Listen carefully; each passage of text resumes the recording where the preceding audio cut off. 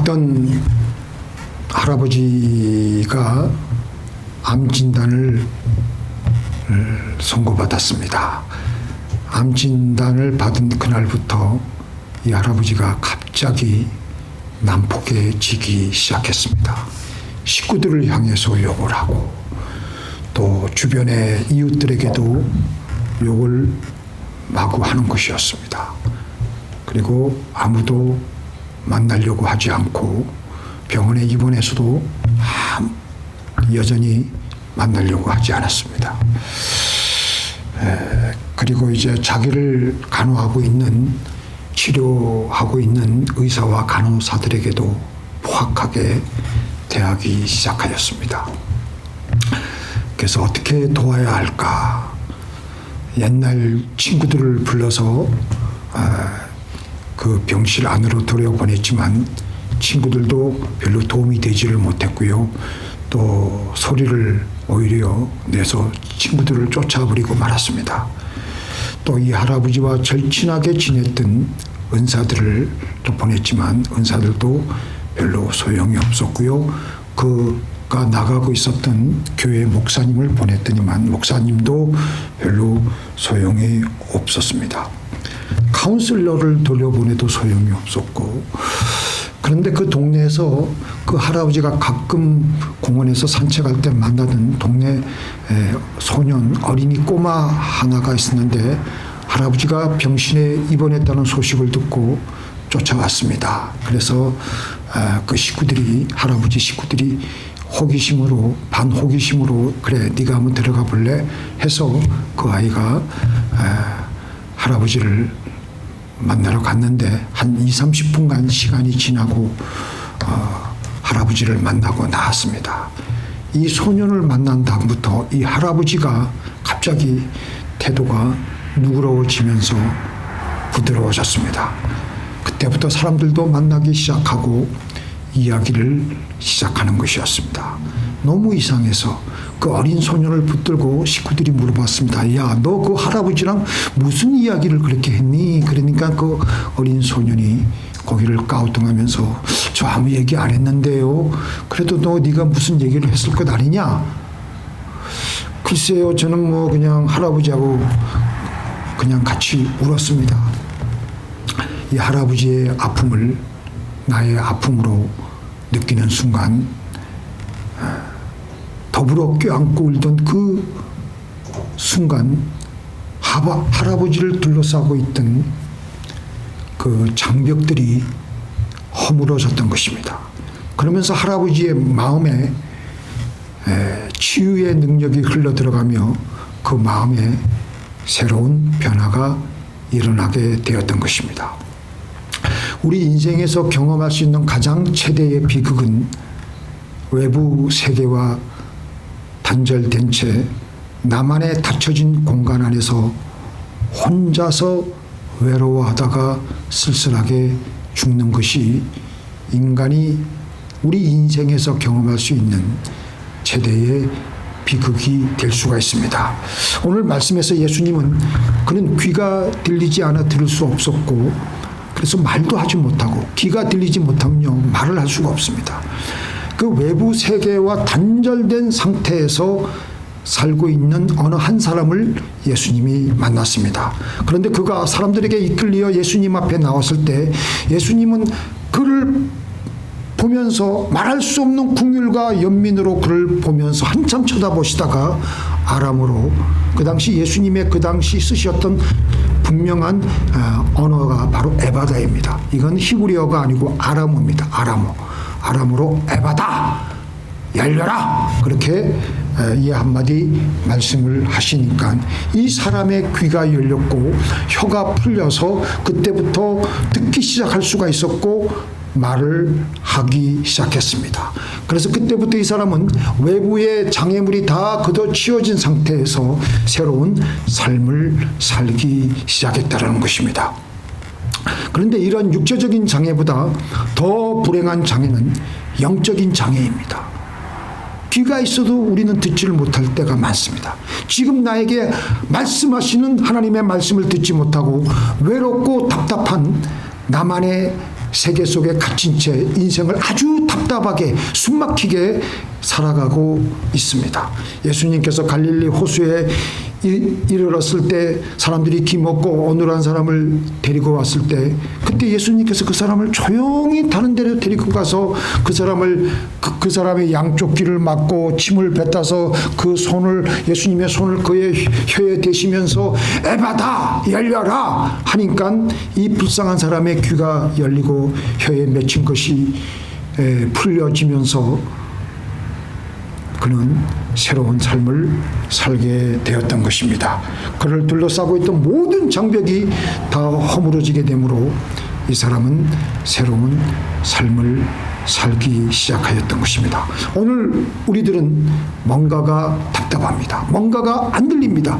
뭔가가 들으려고 해도 안 들립니다. 그리고 뭔가를 얘기하고 싶어도 얘기할 수 없을 뭔가가 있습니다. 뭔가 우리를 가로막고 있는 장벽들이 있습니다. 열려야 됩니다. 열려서 하나님과 통하면은 속이 시원합니다. 열려서 이웃과 통하면은 속이 시원합니다. 그래서 이런 말이 있습니다. 신통하면 인통하고 한번 따라해 보시기 바랍니다. 신통하면 인통하고, 인통하면 인통하고, 인통하면 형통하다. 인통하면 형통하다. 인통하면 형통하게 된다. 예. 그 신통이라는 게 무슨 말씀인지 알겠죠? 하나님과 나랑 통한다는 거예요. 그 다음에 하나님과 나와 통하게 되면 어떤 사람들도 다 용서할 수가 있고, 그래서 신통함이 인통하게 되고, 사람들과 다 통하게 되면요 모든 사물이 다 장벽으로 나를 가로막고 있는 것이 아니라 그들과 다 연결이 되어져서 나의 삶에 형통함이 다가오게 된다는 것입니다. 첫째로 우리의 삶에서 우리의 귀를 열어야 됩니다. 우리의 귀가 열려야 됩니다. 하나님께서 귀를 왜 만드셨습니까? 잘 들으라고. 하나님께서 왜 귀를 2개 만드셨습니까? 아세요? 2번 들으라고. 하나님께서 왜 귀를 양쪽에다가 만드셨습니까? 예? 한쪽 말만 듣지 말고 양쪽 말을 다 들으라고. 그래서 양쪽을 만드신 거예요. 열왕기상 3장 9절 지혜의 왕 솔로몬이 21살의 왕이 되었습니다. 자기가 생각해도 자기는 너무 어려. 21살, 지금 우리가 볼 때 21살이 이게 애지 그게 무슨 뭘 하겠습니까? 근데 그 나이에 왕이 됐습니다. 자기는 자기가 생각할 때도 생각해보니까 너무나도 젊고 어린데 이 많은 백성을 내가 어떻게 통치할 수 있을까? 그들을 어떻게 섬길 수가 있을까? 고민이 되는 거예요. 그래서 일주일간 그 1,000번제를 1,000마리의 그 양인지 손인지 잘 모르겠어요. 자주간 그걸 하나님께 한꺼번에 드릴 수 없으니까 그 일주일 정도 이렇게 드렸다고 하는데, 그러면서 하나님께 자기의 모든 것을 하나님께 바치면서 하나님께 제사를 드리면서 기도하고 있는데, 밤중에 기브온 산당에서 하나님께서 솔로몬에게 나타나서 내가 너에게 무엇을 줄고 내가 너에게 무엇을 줄고 그 말을 들은 거예요. 그때 솔로몬이 이런 말을 했습니다. 하나님, 저에게 지혜를 주시옵소서. 그게 무슨 말이냐? 하나님, 저에게 듣는 귀를 주시옵소서 라는 말입니다. 솔로몬이 듣는 귀를 달라고 했을 때, 그때부터 솔로몬은 모든 백성들의 마음을 헤아릴 수가 있었고, 통찰력을 가질 수가 있었고, 한쪽 말만 듣지 않고 양쪽 말을 들어서 그 중에서 하나님께서 자기에게 주시는 하나님의 지혜로 분명하게 그들을 판단해주고 공의로 잘 나라를 이끌 수가 있었습니다. 그때 첫 번째 송사가 뭐였습니까? 백성들, 이 솔로몬이 듣는 마음을 구하고 난 다음에 백성들이 어떤 송사를 하면서 본인에게 나와왔을 때 창기 2사람, 요즘 말로 말하면 성산업에 종사하는 2 여자가 솔로몬에게 와서 서로 살아 있는 아이는 내 아이고 죽어 있는 아이는 저녁 거라고 그러고 서로 그러는 거예요. 2 여자가. 지금 여기서 제가 말씀드리고 싶은 것은 지금 21세기에도 여성들의 목소리는 외면받기가 쉬울 때가 있습니다. 더군다나 그때는 지금보다 훨씬 더 가부장적이고 남성 우월적인 고대 이스라엘 나라에서 지금 왕이 가장 사회 밑바닥 중에서 밑바닥인 몸 파는 여성들의 그 창기 여성들의 목소리를 들어주고 있는 거예요. 이게 보통 일이 아닌 것입니다. 사회 권력 구조상 가장 높은 위치에 있는 왕이 거들떠 안 봐도 되는 그런 왕이 사회에서 가장 말단에 있는 이들의 소리를 외면하지 아니하고 들어주고 있습니다. 옛말에 어린이의 말도 귀담아 들으라는 우리의 말이 있습니다. 보통 우리들은 나보다 못해 보이는 사람들에게서는 일체 그 말을 들으려고 하질 않습니다. 그러면 벌써 우리도 모르게 갇혀 있게 되는 겁니다. 그래서 우리는 잘 들어야 됩니다. 오고 가고 하는 말들을 통해서 우리는 삶의 지혜를 얻게 되고 사건을 보다 더 다각적으로 정확하게 해석을 하여서 살아갈 수가 있습니다. 그리고 더 중요한 것은 하나님이 우리에게 무엇을 말씀하시는가, 그걸 들어야 돼. 그걸. 그래서 하나님께서는 귀 있는 자는 뭐라고요? 성령께서 교회들에게 하시는 말씀을 잘 들을지어다. 그 말씀 못 들으면요, 우리는 인생 살아갈 때 갇혀 있을 수밖에 없으며 우리는 제대로 살아갈 수가 없습니다. 우리는 그 말씀을 듣고 믿음을 가져서 힘차게 살아가야 되는 것입니다. 그 말씀이 내 귀에 들리면 우리는 용기 백배해서 모든 환경적인 어려움을 다 수습을 하며 해결해 나가며 살아갈 수가 있는 것입니다. 우리 하나님의 말씀을 못 듣는 사람들이 많습니다. 우리의 영혼의 귀가 열려야 됩니다. 우리의 귀가 들릴 수 있도록, 하나님의 음성이 들릴 수 있도록 우리의 귀를 활짝 열어야 될 줄로 믿습니다. 구원받을 때도 어떻게 된다고요? 들음으로 받습니다. 같이 읽겠습니다. 믿음은 들음에서 나며 들음은 그리스도의 말씀으로 말미암았느니라고 했습니다. 그 다음에 두 번째, 우리의 입을 열어야 됩니다. 우리의 입을 열 때 우리를 둘러싸고 있는 장벽은 허물어집니다. 어떤 육군 대령이 한 부흥회를 참석해서 강한 도전을 받고 난생 처음으로 입을 크게 열어서 기도를 했습니다. 그리고 기쁨이 충만한 얼굴로 나와서 이렇게 간증하는 거예요.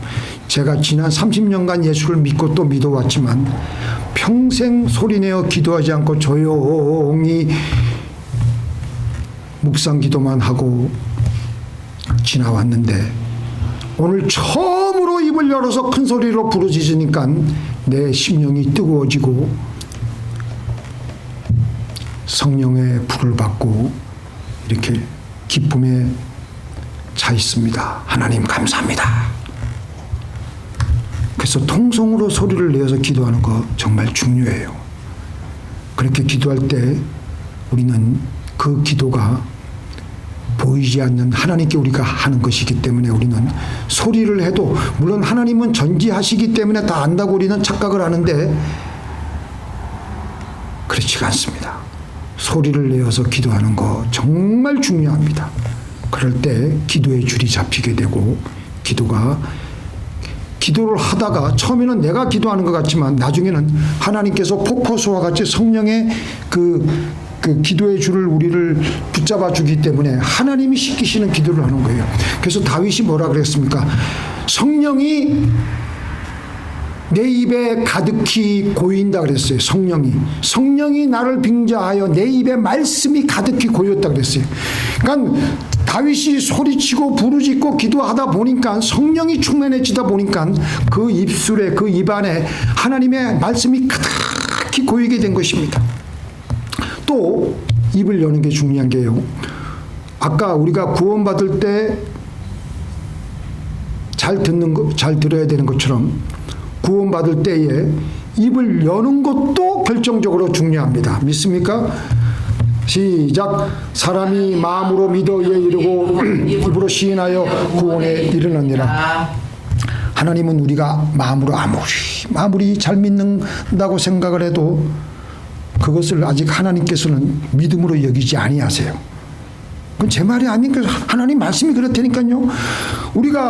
그런데 우리가 마음으로 믿고 결정적으로 우리의 입을 열어 제낄 때 그때부터 하나님께서는 믿는 것으로 취급하시고 그때부터 우리는 구원을 받는 것입니다. 그래서 우리들의 가슴이 막 여러 가지 삶의 답답한 문제로 막 답답해가지고 있을 때 마음속으로 하나님 도와주세요. 하나님 도와주세요. 이 기도를 하기보다 우리의 입을 열어서 기도하는데 더욱더 입을 더 크게 열어서 부르짖기 시작할 때 하나님께서는 확실하게 들으시고 우리에게 처해진 환경의 불가능의 문을 열어주십니다. 자, 하나님께서 천지 창조하실 때도 마찬가지예요. 천지를 창조하실 때 하나님께서는 천지를 창조하려는 그런 마음을 아주 그냥 충만히 갖고 계셨어요. 그러니까 그 창세기 1장 1절 2절 보면 어떤 말씀이 나와요? 성령이 수면에 어떻게 된다고요? 운행하시다 그랬어요. 그리고 하나님은 창세 전부터 그 모든 것을 계획하시고 다 마음속으로 준비하셨지만 그때는요 아무것도 일어나지 않았습니다. 그런데 하나님께서 입을 열어서 빛이 있으라 하심에 빛이 있었던 것입니다. 그래서 우리는 입을 열어서 말을 하여야 하는 것입니다. 사도행전 16장에 보니까 바울과 실라가 점치는 귀신을 어떤 소녀에게서 내쫓았습니다. 그래서 점치는 귀신 들린 그 소녀의 주인 되는 사람이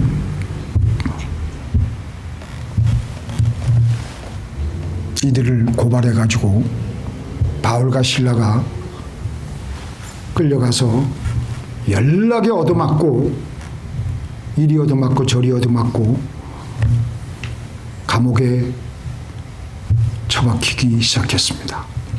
밤이 되었습니다. 여기저기마다 낮에 맞았기 때문에 얼마나 사지가 욱신욱신 거리겠습니까? 가만히 있어도 허리 아픈 사람이 있는가 하면 가만히 있어도 무릎이 아픈 사람이 있는데 이 사람들은 낮에 엄청나게 얻어맞았거든요.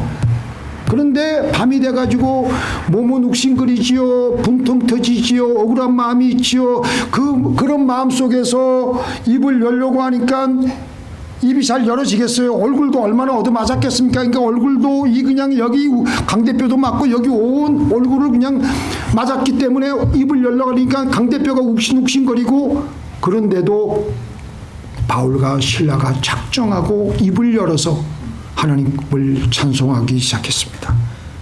옥중에 지진이 생기고 옥문이 열리고 매었던 창고가 풀려지면서 그들은 그것을 빠져나올 수가 있었던 것입니다. 입을 열어서 하나님을 찬송하니까 마음문이 열리고 그들을 둘러싸고 있는 장벽이 무너지는 겁니다.